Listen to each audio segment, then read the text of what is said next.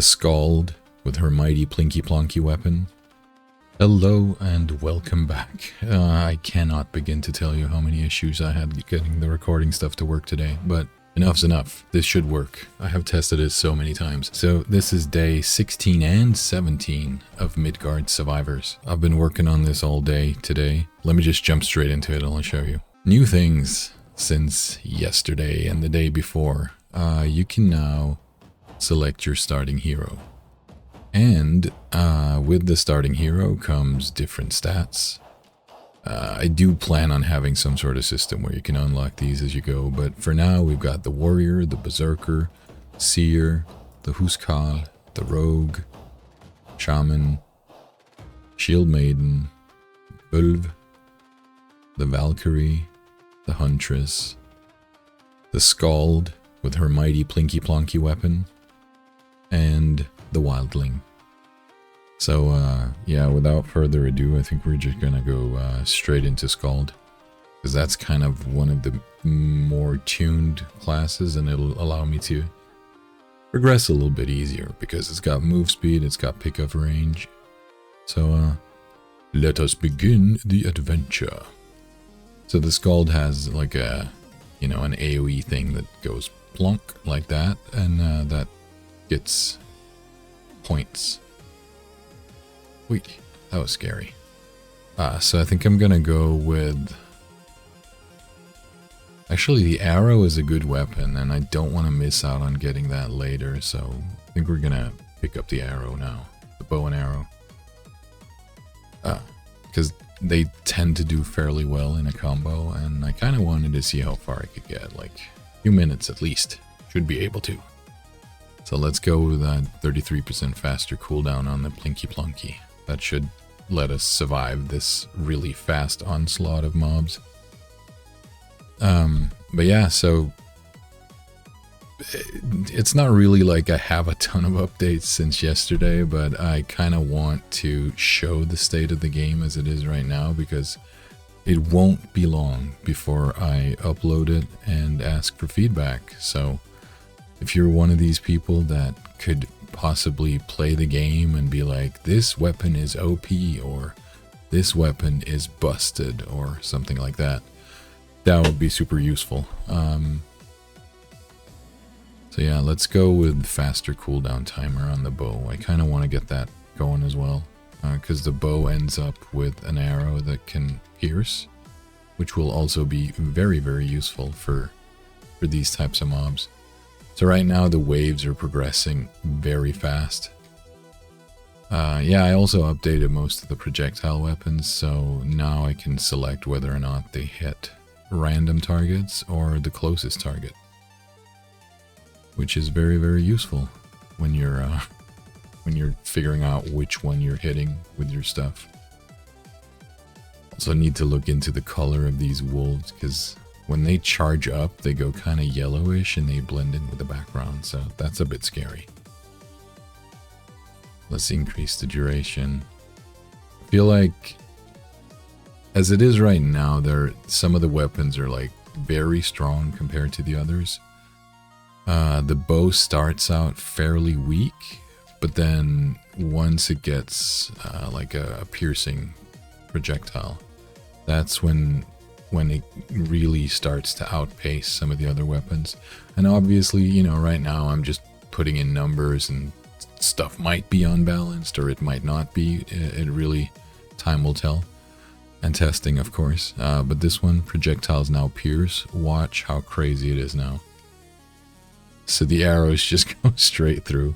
I have a variable that I use for the amount of targets that a projectile can pierce. And it's basically set to unlimited once you reach this point with the bow and arrow. But it could also be like, you know, now the arrow hits 2 targets or 3 targets or whatever. But for this one, I decided to have like the ultimate rank for the arrow is that it will pierce through anything. So I'm gonna upgrade max weapons just to be able to get an extra one for the next level. We're already level 20 and we're on like wave, I don't know, 5, I would guess. I guess I should put that in as well. So yeah, There we go. We could go with Magic Spark. It's kind of like the arrow. It's a little bit slower, and it starts with piercing. So that's also quite powerful early on. I have yet to type out this stuff here, so bear with me. Yeah, my dev progress is kind of like fast. I have it plotted down into my little notebook. I might do a video at some point when I'm brave enough to do face reveal or whatever, and then show the notebook with page up and page down of scribbles of everything, because you know how it is sometimes with game development. Like, people have these ideas and they write everything down and they spend ages and ages on having plans for it, and sometimes we even turn it into a game. So that would be this one for me, but yeah, the notebook is really chock full of all kinds of thoughts and ideas, and it's literally, you know, just at the risk of going scope creep on this game. Like, there's so many things I want to put into it, but I also want to finish the game.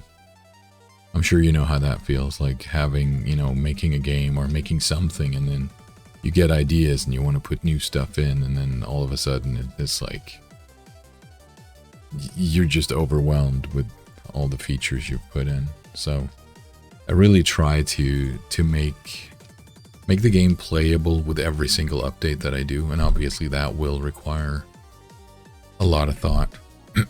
Excuse me. But again, it's also at the point where I'm like, I just want to be able to post stuff every day like I did with this one. So that's where we are now. Let's go with traps, because they're a little bit untraditional compared to what you see in other games. Like, you're able to, you know, set down your traps, and if you lure the enemies to walk across them, they will take damage. Right now, I feel like the enemies might be walking a little too slow for something like a trap, because it can be a little bit difficult to lead them into walking onto them.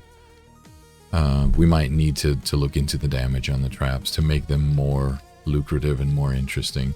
So the trap disappears over time, but, you know, still it only, in quotation mark, only does like 4 damage, which, you know, it's being outpaced by a lot of other weapons in the game.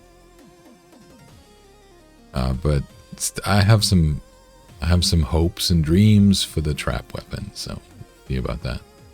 But yeah, I'm kind of done talking for the day, but I also wanted to just show you what the game plays like at the moment.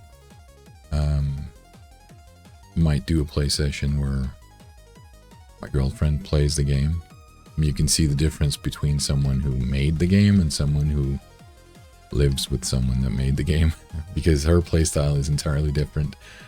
She usually plays different types of games than these, so she's tends to like really stay at a long range and such. But it's good fun to watch. Anyways, now let me just run in and die. Bloop. That was it. We're dead. Thank you so much for watching, and may the Plinky Plunky be with you. Bye.